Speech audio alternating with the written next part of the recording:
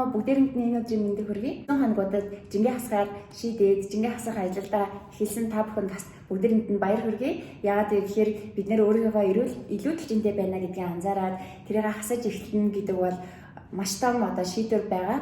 Тэгээд өөрийнхөө хэвийн хэмжээнд очиод өөрийн төгс бие галбираа олох хүртлээр явна гэдэг бол маш их тууштай хүний хийх ажил байгаа. Тийм учраас энэ аяллахаа эхэнд бүгдээрээ утга учраа ойлгоцгоё гэж бодлоо. Тэгээд өнөөдрийн видеогоор бид нар ер нь яагаад жингээ хасах хэрэгтэй вэ гэдэг талаар ярилцъя. Хүн ер нь өөрийнхөө хэвийн хэмжээндээ хэвийн байх ёстой жиндээ заавал байх ёстой байдаг гинэ.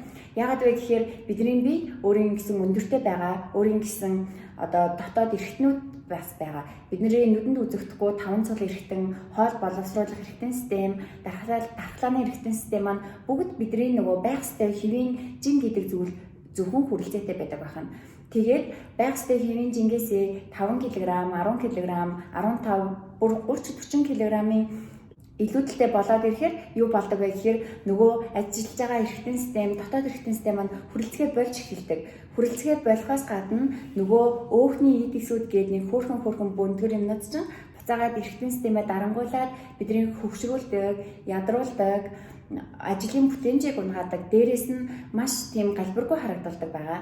Тэгэхээр бүгдээ энэ өөхний эдисийг багасгаад заавал жингээ эрүүлэр, эрч хүчтэйгээр хаях тэр аргыг бас ирээдүүлэх хэрэгтэй гэсэн. Одоо дэлхийд даяар бүгдээрээ тархалтыг авч үзье л да.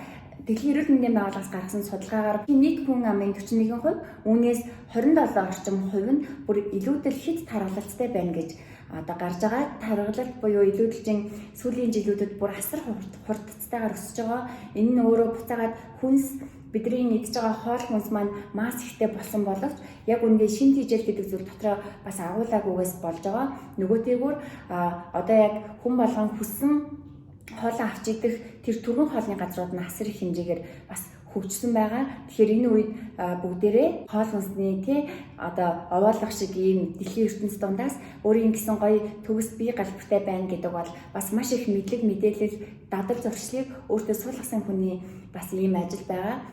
Бид нар бас илүүдэл жингээс болоод юу болох боломжтой вэ гэхээр ковидын халдвар гэж бас гараад байгаа шүү дээ. Тэгэхээр яг энэ халдварт өвчнөөс илүү олон тооны хүний эрүүл мэндийн эрсдлийг энэ илүүдэлжин гэдэг зүйл авчирж идэг. Яагаад вэ гэхээр бид нар 1 килограмм өөхний илүүдэлтэй байхад 1 эрүүл мэндийн асуудалтай байна гэж үзэж байгаа. Тэгэхээр 5, 10, 15 кг-ийн илүүдэлжинтэй байхад тэр хүнд юу тохиолдох нь бол ойлгомжтой байгаа. Тэгэхээр бид нар нүдэнд үзэгдэхгүй энэ аюулыг энэ эрсдлийг, эрүүл мэндийн эрсдлийг буцаагаад бүгдээрээ өөрийн биеэр мэдэрч, эрч хүчийг мэдэрч буцаагаад шатаагаад өөрийнхөө хэвийн хэмжээндээ бас очихыг зорих хэрэгтэй. Тэгээд энэ аялдаа гарахаар шийдсэн бол та ажлынхаа 50%-ийг хийсэн гэсэн. Харин үлдсэн 50%-ийг юугаар бүрдүүлэх вэ гэхээр мэдлэг мэдээлэл заавал шинжлэх ухааны үндсэлтэй энэ зөвлөгөө мэдээлэлээр бүрдүүлээд жингээ хасвал их зүгээр. Яг та өөрийнхөө сүүлийн 6 сарын туршид хийсэн тэр амьдралынхаа хэв маягийн зуршлаар явбал байх юм бол дараагийн 6 сард бас яг адилхан жингээ нэмэл явна гэсэн үг. Жингээ нэмэхгүй маа гэхэд хасахгүй яг нэг хэвэндээ явна.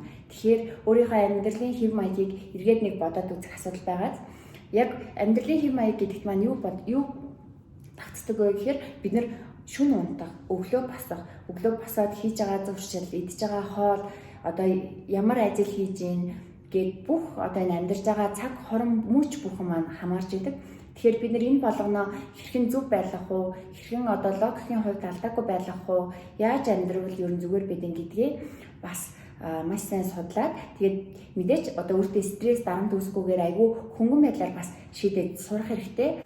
Хүн болгон өөрийн гэсэн арга барилаар гэх юм уу жингээд нэмсэн байгаа. Миний хувьд болохоор зэрэг яг төрөлтөөс үүдэлтэй яг жирэмслэлтийнхаа хугацаанд буруу хоолсноос болж жингээд нэмсэн байсан. Энийгээ болохоор зэрэг зөв хооллох зөв амьдралынхаа хэв маягийг баг хөвшүүлснээрээ жингээ хасаж эхэлсэн байгаа. Тэгэхээр хүн болгонд ч гэсэн яг энэ амьдралын хэв маяг гэсэн зүйлийн доголдол гарсан учраас бас жингээ нэмсэн байгаа. Тийм болохоор бүгдээрээ эрүүл, идэвхтэй энэ амьдралын хэв маягийг багаар өөрийнхөө амьдралд суулгах тэр сэтгэл санааны бэлтгэл гэдэг зүйлийг хамгийн ихэнд хийх нэ. Тэгээд бас хэлдэг штэ хүн шийдсэн бол ажлынхаа 50%-ийг хийсэн. Бид нар мэдээд байдаг маш зөв хооллох хэрэгтэй, ямар хоол идэх хэрэгтэй вэ гэдгийг ойлгоод байдаг.